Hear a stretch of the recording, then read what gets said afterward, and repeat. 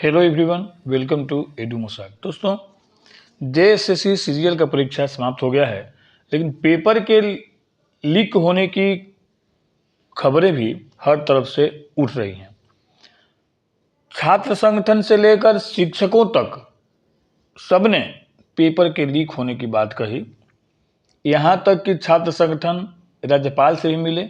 इस सबके बीच, इन सारी खबरों के बीच जेपीएससी अध्यक्ष ने प्रेस कॉन्फ्रेंस किया तथा उन्होंने सिरे से इस बात को नकारा कि पेपर आउट नहीं हुआ है। उन्होंने साफ कहा कि अगर आपके पास पेपर आउट का कोई सबूत है तो आयोग को दीजिए, आयोग इस पर कार्रवाई करेगा। आइए देखते हैं उस खबर को। सीजीएल परीक्षा लिख रहा है कि दूसरी बार भी पेपर लीक के आरोपों के बीच आयोग की सफाई। जेएसएससी अध्यक्ष बोले सील खुली हो सकती है पर पेपर लीक नहीं हुआ। देखिए, जेएसएससी का ये बयान है कि भाई पेपर का सील खुला हो सकता है, लेकिन इसका मतलब यह नहीं है कि पेपर लीक हो गया। बोले कि पहली बार हुई थी डिजिटल कोडिंग, आज जारी होगी आंसर की। देखिए क्या बड़ा बात क्या है कि जेएसएससी सीजीएल का जो पेपर हुआ था उसका आंसर की भी आज जारी हो जाएगा। आइए पूरी खबर को देखते हैं। झारखंड कर्मचारी चयन आयोग की 21 और 22 सितंबर की हुई सीजीएल परीक्षा में पेपर लीक के आरोप लग रहे हैं। परीक्षार्थियों के साथ भाजपा प्रदेश अध्यक्ष बाबूलाल मरांडी भी लगातार आरोप लगा रहे हैं। इस बीच बुधवार को आयोग के प्रभारी चेयरमैन प्रशांत कुमार ने सफाई दी। उन्होंने कहा, पेपर की सील खुली हो सकती है, लेकिन इसका मतलब यह नहीं है कि पेपर लीक हुआ है। अगर किसी के पास पेपर लीक से संबंधित कोई साक्ष्य है तो आयोग को दे, आयोग इस पर कार्रवाई करेगा।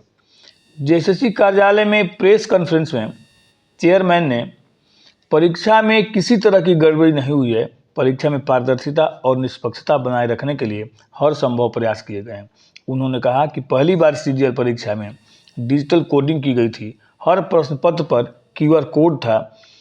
किसी प्रकार की गड़बड़ी होती तो आयोग को पता चल जाता। गुरुवार को इस परीक्षा की आंसर की आयोग की वेबसाइट पर जारी कर दी जाएगी, यानी कि 26 तारीख को ये सीजीएल जो परीक्षा हुआ था उसका आंसर की भी जारी कर दिया जाएगा। आयोग कार्यालय के तीसरे तल्ले पर सीसीटीवी की निगरानी में, देखिए जरा ध्यान से, सीसीटीवी की निगरानी में यह परीक्षा, सीसीटीवी की निगरानी में ओएमआर सीट की स्कैनिंग भी गुरुवार से शुरू होगी, निगरानी में होगी ओएमआर सीट की स्कैनिंग। उन्होंने कहा कि इस परीक्षा में 6,39,900 अभ्यर्थियों ने रजिस्ट्रेशन किया था। इसमें 3,04,769 अभ्यर्थी परीक्षा में शामिल है, यानी लगभग 50% भी अभ्यर्थी परीक्षा में सम्मिलित नहीं हुए।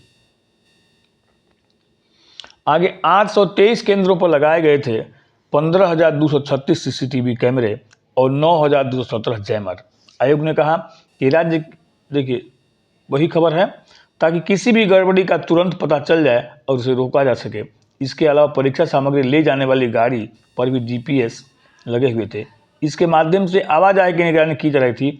पेपर का बॉक्स पासवर्ड प्रोटेक्ट सील में रखा गया था। वहीं केंद्र पर प्रश्न पत्रों की 5 अभ्यर्थियों के सामने परीक्षा कक्ष में खोला गया था। ठीक है, इसके बाद प्रश्न पत्रों की प्रिंटिंग में सावधानी, कई सेट में तैयार किए गए थे पेपर। चेयरमैन ने कहा कि प्रश्न पत्रों की प्रिंटिंग के दौरान भी विशेष सावधानी बरती गई थी।